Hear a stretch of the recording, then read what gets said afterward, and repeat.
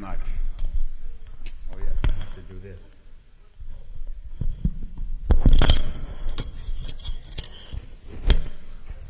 Can you hear me? Yes.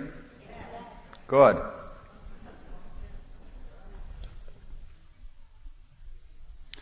Thank you very much for joining me in this lecture series on the Beethoven sonatas. Last time we briefly looked at 13 sonatas, concluding with the shattering Appassionata Opus 57, a work representative of the heroic Beethoven, Beethoven the Thunderer, the man and artist who could not be ruined by his awesome malady, his infirmity, which was deafness. Beethoven, who said, "I shall seize fate by the throat," overcame his personal and social struggle with his deafness. He became resigned to the fact that people knew he was deaf, and he lost much of the embarrassment that he had had. He now lived during these years from 1802, let's say, to 1809, for that extraordinary, and there's no other word for it, demonic creative energy that just welled up in him. Beethoven, who had wanted to die for the lack of losing the physical fact of his hearing, as he said, one of the most perfect ears of any musician, now lived for the music that he knew lived in him. His creative power was unimpaired. He had found that out. And he now proceeded to organize works on a structural and emotional level that were unprecedented. The step he took from the Second Symphony to the Eroica, number 3, is a leap from merely a great composer into a realm so teeming with life that music itself exploded. Music grew mighty. Indeed, Beethoven was, to the 19th century, a veritable force of nature. We must go back in time, in a sense, when listening to his music, and remember that the world of external stimuli, which we are also bombarded with, just did not exist. Just a very few books were printed a year. There were no recordings, of course, no radio, no movies, no television, no sports. Travel was slow. The world was the universe. In Beethoven's day, only 10% of the world's inventions existed, those that we now know. There were no cities anywhere in the world with nearly 1 million people. His music hit those who were capable of understanding its incredible variety with a power that we will never, at this point in history, quite understand. Even with instruments that would break under the strain, even with orchestras inadequate to the technical demands of his works, to the great poet Goethe, the Fifth Symphony was actually music that could threaten civilization. And he meant the civilization of the 18th century. When he first met Beethoven, he said that he never met a man or artist with a greater inner force than Beethoven. The creator of Faust himself became frightened of Beethoven's power. Even today, when listening to the hammer strokes of the Appassionata, especially in the dark, or the Ninth Symphony, we can feel contact with that demonic fury, that will he had to survive. It was no mistake, of course, that during World War II, the "Fate Knocks on the Door" theme of the Fifth Symphony became a symbol for survival and courage. His music of this period must have seemed the most superhuman feat of any human mind in history. And indeed, nobody that ever came into contact with Beethoven, the man, could not be moved. The city of Vienna itself, musical and not, were proud of his residence in the capital. All who had seen him on even a casual walk knew that Beethoven was different, but they were proud of him. It was a rare moment in time when a whole city together understood that Beethoven possessed a spirit that spelled something special. If, as Sullivan states, that his world may differ from that of the ordinary man, as the world of the ordinary man differs from that of a dog, in the extent of his contact with reality as well as in his superior organization of it. During the years of Beethoven's growing and worsening deafness, he grew, though, to feel triumphant. He was the conqueror. How could he not feel such with the Appassionata behind him, the Waldstein, the Emperor Concerto, the Fourth Concerto, the Violin Concerto, the Fifth Symphony? Works of such triumph that it is awesome. So he felt he was the conqueror. No artist probably in the history of the world, excepting Michelangelo, whose basic personality was anguished, could ever have felt such a jubilant power, perhaps after 4 years up on the scaffold when he saw what he had created in the Sistine Chapel. He felt what Beethoven had felt almost year by year. He said, "Pity that I do not understand the art of war as well as I do the art of music. I should yet conquer Napoleon."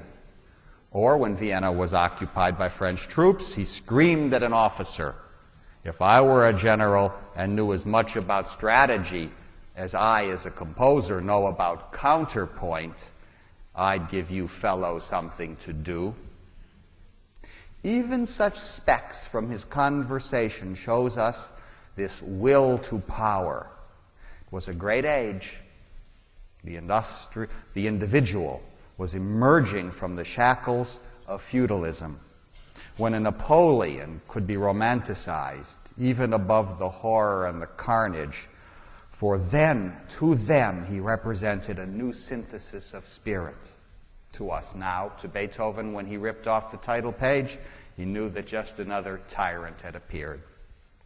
When Beethoven, that great Republican spirit, ripped that page off, this anecdote comes down to us as a peculiarly powerful story because it tells us something about the individual fervently fighting the onslaught of the tyrant. The Third Symphony was to be dedicated to Napoleon. In Beethoven's case, though, it was a battle with his personal tragedy. His sensitivity was so subtle. The pain he felt on so many levels for humanity was so deep. And his demands from the human race around him and his environment, they were enormous. Beethoven wanted dearly a companion. He felt he had a right by 1810. He felt he had the right to the best of life. He was very brusque, very unkempt, very difficult with people. But he had lived that heroic struggle with art. By 1809, there was a turning point. He had passed through hell. He had gone beyond despair. He had won. He had extended the resources of his art to undreamed of galaxies. If he had died then, at around 40, the world would have felt him to be artistically fulfilled. Indeed, it is the music of the Middle Period which the world still best relates to. His music reflected then a tumultuous confidence. Even in 1809, the year that produced the next sonatas in our survey, Beethoven could still teasingly write to a friend to help me find a wife. But she must be beautiful. For if I can love only the beautiful, otherwise then I might just love myself.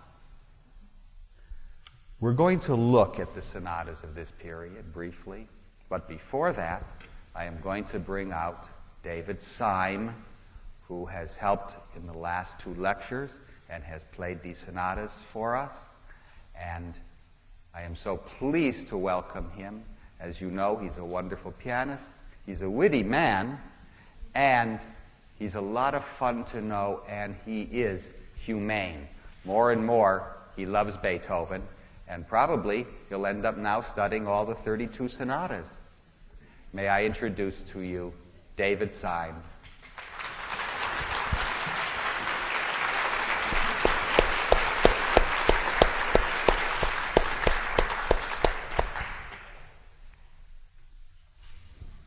David, there is a little difference today. I walked past him and I said, "Who are you?" Well, I don't like mustaches. I never did. You look wonderful, and we are now, I hope, ready to play some of the sonatas. Let's look at the sonatas of this period. Opus 78 is an F-sharp major, 6 sharps. A favorite piece of the composer. Beethoven finds himself in a tender mood. He had, for the first time in his creative life, left the piano sonata. There are 5 years that separates the Appassionata from this piece. Perhaps it was difficult to compose now for solo piano, knowing that he himself couldn't play them the way he once did. It was so intimate and experienced, his own playing, and now his playing had deteriorated. Even his Emperor Concerto, he wanted so much to play it, but he couldn't. He had to give the world premiere to Carl Czerny. So, we're going to listen to the opening of this sonata, and we find, though, Beethoven, early in 1809, in a very loving mood.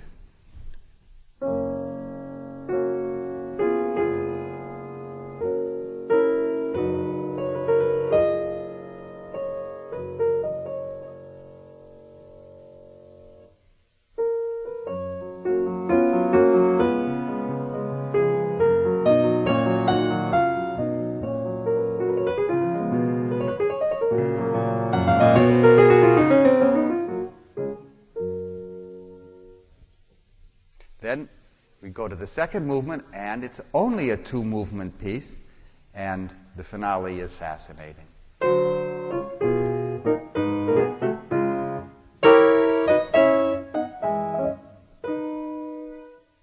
The next sonata, Opus 79, the opus right next door, is a gem in 3 movements. It's much easier technically than any of the sonatas excepting Opus 49.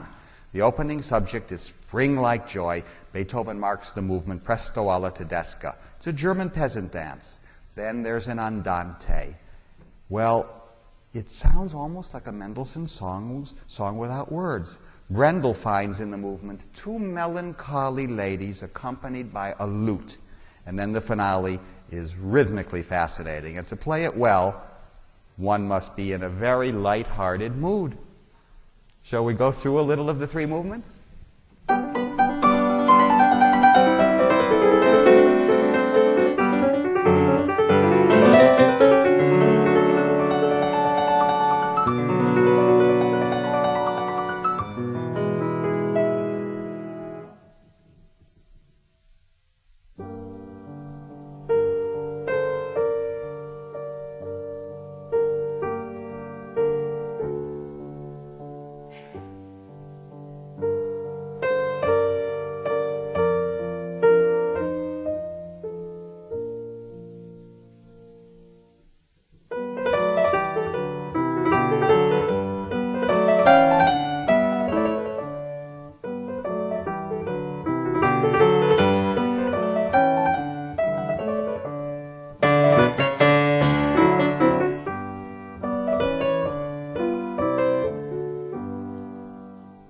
This piece.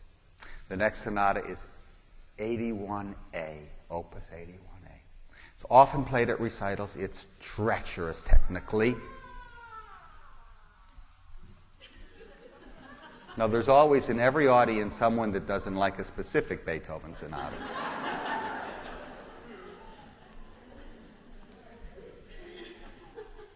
Well, it is treacherous. And it's called the Farewell Sonata, Les Adieux, and Beethoven depicts the departure from Vienna of his most influential patron, The Archduke Rudolf himself of Austria, who generously funded Beethoven and whom Beethoven dedicated around 13 of his works. Some of his greatest creations bear Rudolf's name, including the Missa Solemnis. The work depicts the Archduke's departure, then in the second movement, the absence, and then in the third movement, the fellow returns. Do not think Beethoven, though, is tone painting or writing a literary sonata. True, he uses the word les adieux, it's his own, but it's not programmatic music such as a Liszt or a Strauss symphonic poem. However, the note C, F, E flat heard at the opening, Fare You Well, is doubtless a psychological portrait in sonata form. It probably had more meaning to Beethoven. The sonata, however, stands as pure abstract music without the associations of the fellow leaving and coming back home and so forth. How about some of the sonata?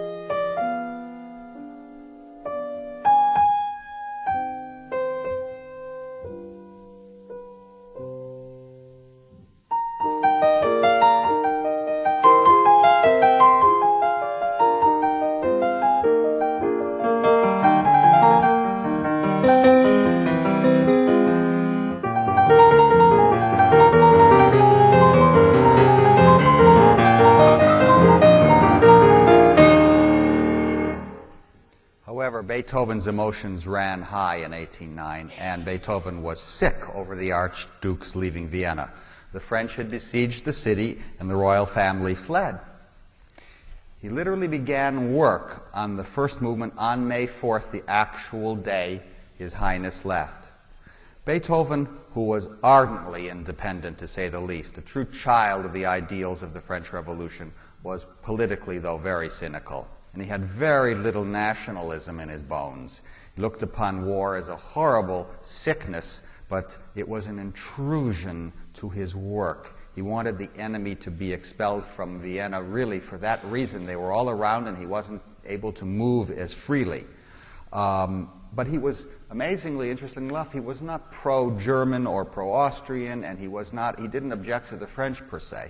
He was politically an interesting man, and like many artists, he constantly vacillated in his feelings. He felt a certain debt to the aristocracy for supporting him, but then on other days he despised them. And then on other days he could not stand the mob, as he called them. So he distrusted the mass. But we do know that he was watched with suspicion in Metternich's Vienna. One thing for certain was Beethoven's supreme attitude was that the artist was the important anointed being. In a letter to Prince Lichnowsky, he bluntly says, "Prince, what you are by accident of birth. What I am through my own efforts." There have been thousands of princes, and will be thousands more. There is only one Beethoven. How right he was. Now, Mozart would have been hit over the head for saying that to the Archbishop of Salzburg or to anyone else. There was no problem with Beethoven. He said, "My nobility is here and here." Once when Beethoven needed cash, he wanted to sell a ring that King William III of Prussia had sent him. A friend said, "Master, keep the ring. It is from a king." Beethoven, with indescribable dignity, so said the friend, said, "I too am a king." Beethoven was a fierce idealist, and he saw music as the divine art. He once criticized the musician by saying, after all, he composes only for money. He remarked to his pupil Czerny, "I have never thought of composing for reputation and honor. What I have in my heart must come out. That is the reason why I compose." From my earliest childhood, my zeal to serve suffering humanity with my art was never content with any kind of a subterfuge, and no other reward is needed than the internal satisfaction which accompanies such a deed. Indeed, Beethoven, in his attitude to worldly success, approaches the best Eastern thinking. In his diary, he wrote, "Blessed is he who has overcome all passions," and then proceeds energetically to perform his duties under all circumstances, careless of success. Let the motive lie in the deed, not in the outcome. Be not one of those who springs to action in the hope of reward. Do not let your life pass in inactivity. Be industrious. Do your duty. Banish all thoughts as to the results. Seek an asylum only in wisdom, for he who is wretched and unhappy is so only in consequence of things. The truly wise man does not concern himself with the good and evil of this world. Therefore, endeavor diligently to preserve this use of your reason. Beethoven, as we can see from these statements, was constantly and vigilantly watching his own actions and his own nature. He was ever watchful of the harm of the ego. In a letter he wrote, "The world must give one recognition. It is not always unjust, but I care nothing for it because I have a higher goal." To another friend he said, "Frequently it seems as if I should almost go mad over my undeserved fame." He was surely a person working on another motor. When a friend chastised him about overwork, he answered, "Not a word about rest, please. I know of none except in sleep, and I'm sorry that I need more of that than I used to." In Beethoven's own copy of Homer's Odyssey, he underlines the words, "Too much sleep is injurious." However, the decade following the 1809 sonatas we heard found Beethoven in a fallow period. He worked slowly, much dried up. The triumphant middle period where he was victor really turned to ashes. It was an unexpected thing in his life. The last movements of his works no longer spell the confidence, the fury. His victory was premature. He did not die. During those years, Beethoven had decided that although there was a price to pay, he still thought there was great hope. As Sullivan said, his courage and resolution that had taken him so far were not enough. What had happened? Beethoven was deceived. He thought courage was enough. Will. To live for one's art is beautiful. To give to humanity in general is beautiful. But to live is to relate. And he was starved for affection. The money that had been coming his way was drying up too. Austrian currency was devalued. His patrons' purses were less generous. His living habits were atrocious. He couldn't get proper domestic help. He moved from one lodging to another. He could not find a cook. He was forever half hungry, half shaven. Ludwig Spohr said that he only had half a shirt on his back. His hearing was worsening. And we always think of Beethoven as someone that was deaf, but he had 1,000 ailments. Nothing worked, from his bowels to constant little problems. And he was utterly alone. He was drying up emotionally, and he needed human love, and he wanted it. Sex was not the answer. To his diary in 1814, he confides, "Sexual enjoyment without a union of souls is bestial and will always remain bestial. After it, one experiences not a trace of noble sentiment, but rather regret." He was devastatingly lonely. "I must have a confidant," he wrote to a friend. "I must have a confidant at my side, lest life become a burden." During this period, he had a powerful feeling to be settled down, to have order in his life. For the first time since he had come to maturity, he felt that he could let himself go, to end the bitter struggle. And a wife, to a man of Beethoven's nature, was absolutely essential to a full human life. He felt he had earned and deserved love. His isolation through his deafness had become terrible. Beethoven the Conqueror was now in a new phase, and he had to learn submission to it. He had to adapt or die. These miserable years from 1810 to 1820 were parched. Love from a woman was not to come. It never would. It was indeed impossible. Nobody could live with such a being. He was isolated as no other artist had been. But love there had to be, and in desperation he poured out his being to the only living creature he felt to be his own, his brother's son, Karl. His brother had died, and Beethoven felt that his mother was not worthy of raising him. He felt the boy needed him. Beethoven decided he had a son. He had never known him. He had never cared about him. Beethoven's life now became so embroiled in this relationship, and we can only call this relationship tragic, with Karl constantly hurting himself and trying to kill himself. Into this one narrow channel was poured Beethoven's wealth of emotion, his blind, idolatrous love for this nephew, who was a very limited child, who in no way could understand his great uncle. This was a mere, blind, irrational, pitiful attempt to make at least one point of contact with that warm human world from which he was to be shut out.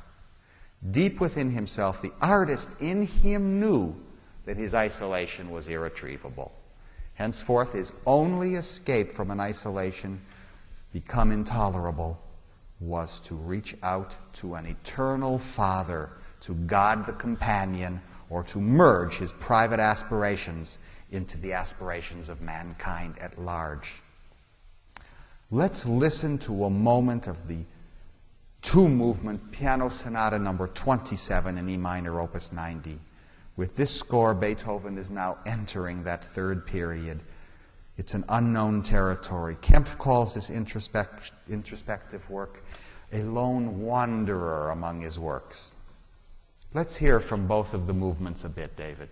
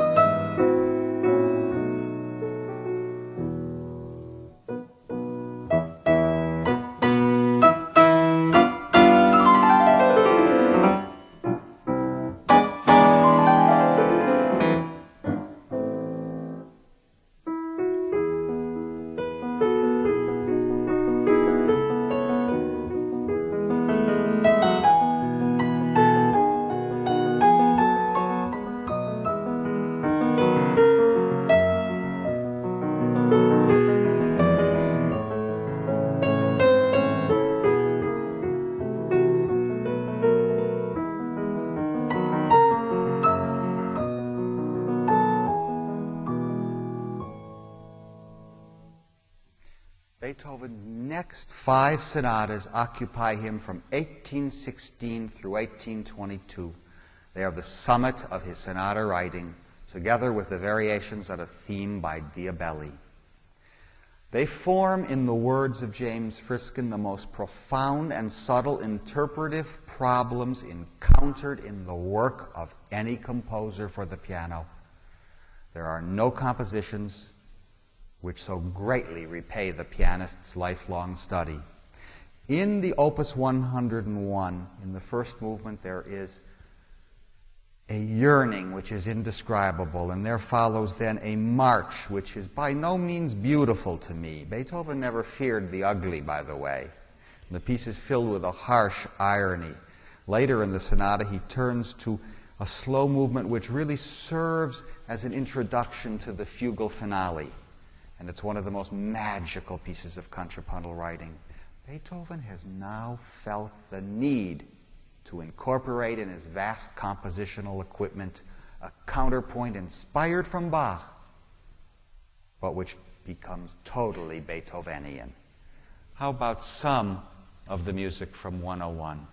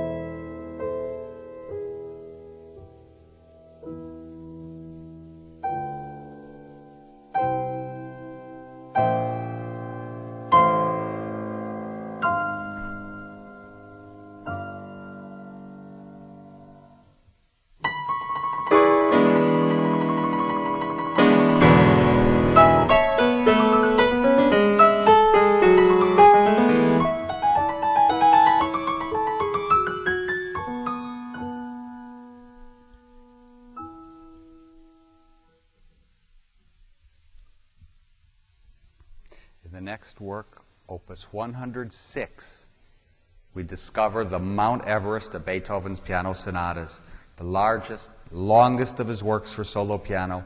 In a way, it was a leap of faith in the piano, for Beethoven composed this massive edifice before the piano even had its iron frame. It was also composed for the pianist of the future.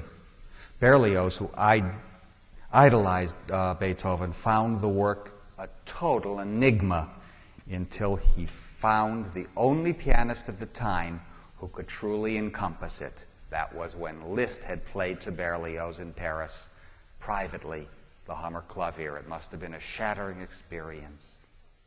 Friskin still says that the combined musical and technical demands of this sonata make the most exacting of all tasks that a pianist can undertake.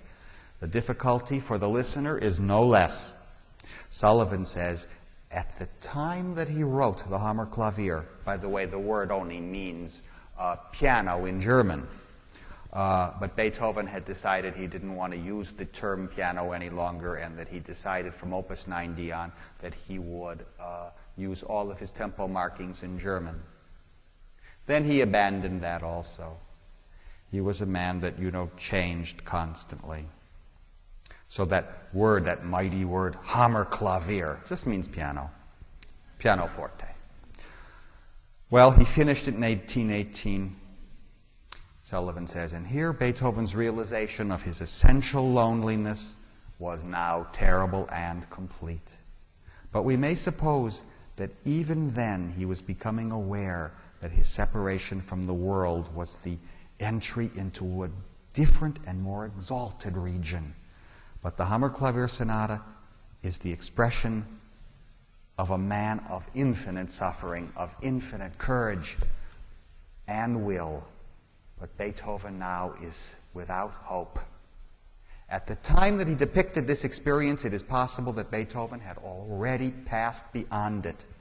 The sonata is the complete expression of an important stage in Beethoven's spiritual development. But it was only after passing through this stage that the wonderful new world lay open before him. The sonata does not, in its spiritual content, belong to what is called Beethoven's third period, nor to his second period. Sullivan says it stands alone, a great and grim memorial to the long and painful journey between the two worlds. Now, David will give us a tiny taste of this massive edifice which can last up to 50 minutes in length. Brendel says that the slow movement is the greatest ever written, and it's the longest, taking nearly 20 minutes. Beethoven's concentration and synthetic power over the whole now is of such quality that no artist on a monochromatic instrument ever could think, especially in the year 1816, to put abstract music on one instrument. We're going to hear a tidbit, and I will be very disillusioned, of course, because I will want to hear it all. And I'm told we only have 60 minutes for the whole lecture. Do what you want.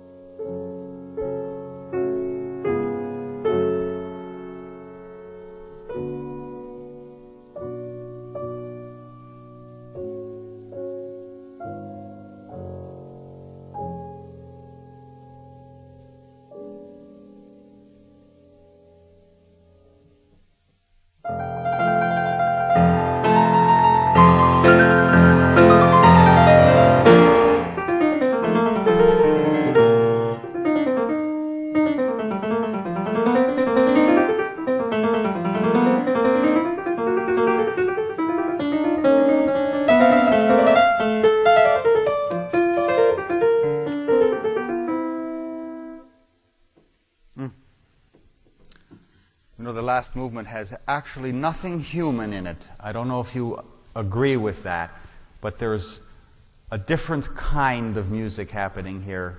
There's a certain savagery, but it is not Beethoven at all as a human being, if one can understand such a ridiculous concept. Of course he was a human being, but it is now Nothing in common at all with his music. And if we've noticed anything in these taste buds we've been hearing of the 32 sonatas, the pianist's New Testament, it's that Beethoven, in every creation, of course, is always Beethoven, but they are always searching out a new concept of form, a new mood, and later on, as Sullivan again uses that word which so fascinates me, states of consciousness. Yes, the fact is we can hear Mozart sonatas every day and Haydn's, and they are wonderful music of the 18th century. But each is not an individual universe. Sometimes I get confused. Which Haydn sonata is that again? Which Mozart? Oh yes, I played that. There is no possibility of confusion in the mind once you know the Beethoven sonatas, for each is a whole energy system unto itself. David, I hope you don't mind, but let's pass up the next sonata, Opus 109, because since you've been playing a whole movement during each one of these lectures, I would love to conclude, if you're able and wanting to, the lecture with the theme and variations from the Opus 109. Are you agreeable? You're not? Oh, no. Okay. Now, then let's move on to the penultimate sonata, Opus 110 in A-flat. And words can't tell us much here. Beethoven becomes warm and lovable, very human again. He sings on the piano, but the form is so wonderful. The tissue so gentle. The passion is so deep and so humane. Let's taste it.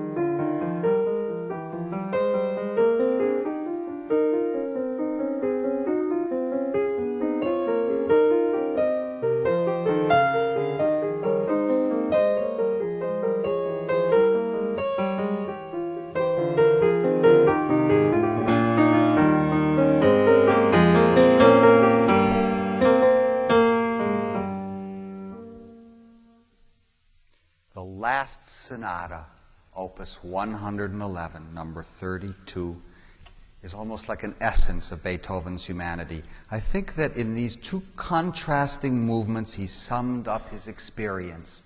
Louis Kentner said that it is almost as if Beethoven, at the end of his life, took a last glance at that life, passed its important events in review, and drew some final conclusions.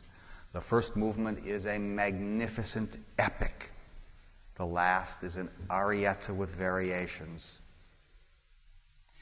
The contrast between the movements is so striking. Let's hear, can you do a little from both? Just a little.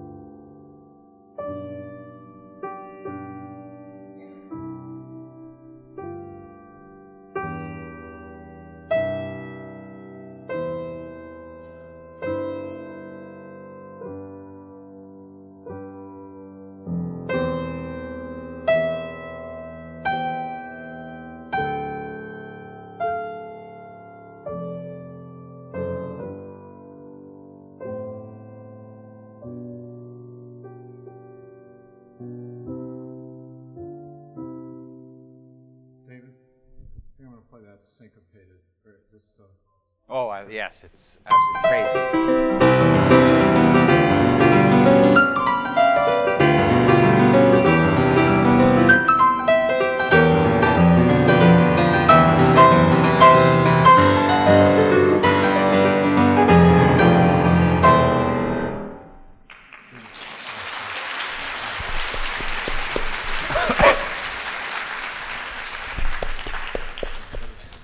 baby liked that one. David, I want to say,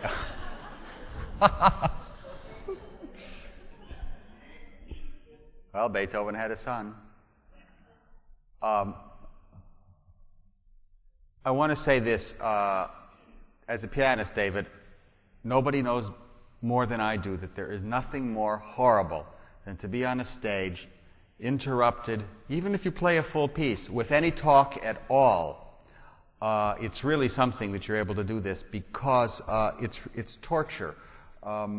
Recently on a WNCN Live, the Hungarian pianist Vasari was there, and the format is as a radio program to be able to talk to the artist. And the announcer talked to him, and they were talking about Liszt Sonetta del Petrarca. And Vachery said a few words and then afterwards messed up the piece. And afterwards he said, that talk cost me a sonnet. And it is extremely difficult. And you know why it's really difficult? I don't know if you know. But I do know. You never have a chance to get warmed up. The physical aspect of it is just treacherous, not able to be warmed up. So what you're doing is so wonderful. It shows a bravery.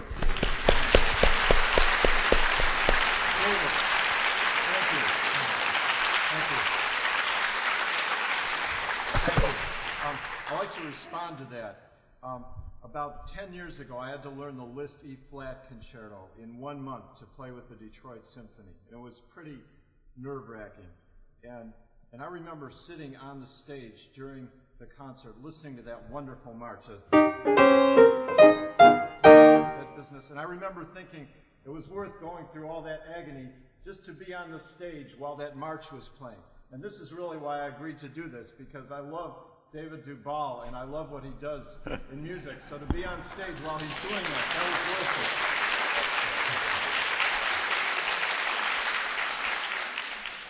it. Thank you. We're going to return to the anti-penultimate sonata, Opus 109. It's in E major. Brendel said the sonata is like an angel with a demon in its belly, in its middle. He doesn't call it a scherzo, you know, the second movement. He calls it a sonata form. And after that, I really would love, after you give us a taste of the first two movements, for you to play that theme and variation, that incredible conclusion to this sonata, which the word sonata is ridiculous in a way because it's a great poem. So a little taste of that, and then the theme and variations.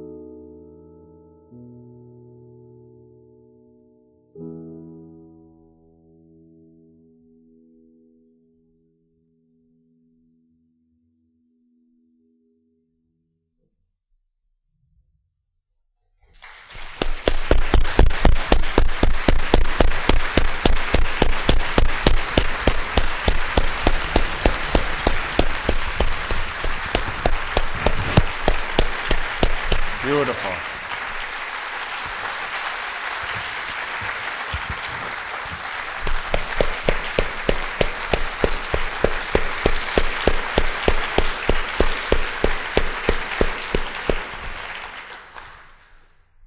After Beethoven's final sonatas, he had no illusions. He went on to compose works that in achievement have never been equaled. The Opus 120 Diabelli Variations, followed by the Missa Solemnis, followed by the Ninth Symphony, and then into a region quite beyond anything any artist had ever conceived, the final string quartets. Beethoven grew larger than we understand. The mathematician Sullivan felt that Beethoven was working within states of human consciousness that we do not yet quite understand. He lived in a universe richer than ours, in some ways better than ours, and in some ways more terrible. And yet we recognize his universe and find his attitudes towards it prophetic of our own. It is indeed our own universe, but is experienced by a consciousness which is aware of aspects of which we have but dim and transitory glimpses. Claudio Arrau has said, his music spells a spiritual rebirth. It speaks to all of us in a way that is relevant to our times, in the sense that his life was an existential struggle for survival. Beethoven is our contemporary. Beethoven exemplifies, Arrau says, in his creative output all the spiritual and psychic battles of the hero who is given superhuman tasks to overcome and who, after untold struggles, truly bloodied but undaunted, emerges the victor and finally attains the highest state of self-realization and illumination. On March 14, 1827, after he had undergone a fourth operation and was confronting a fifth, he said to Moscheles, "Truly a hard lot has befallen me, yet I accept the decree of fate. I continually pray to God to grant that as long as I must endure this death in life, I may be preserved from want." The operations had nothing to do with his deafness. On the day he died on March 26, 1827, there was a mighty thunderstorm, as if the deaf man had heard the thunderclap. He arose for a second, his fist clenched, and he looked upward for several seconds, as if to say, "I defy you, powers of evil. Away, God is with me." Some 20,000 people of all classes and vocations attended Beethoven's funeral. Had we a Beethoven among us, asks Wilfrid Mellers, would we so recognize and honor him? At least though we honor the historical Beethoven now, since he is still very present. And he may even be the most deeply significant composer of our time, since no person has approached with more unflinching honesty and fortitude the psychic turmoils of his and our divided and distracted age. I want to thank you very much for coming to these lectures. It's been my pleasure talking to you. Thank you.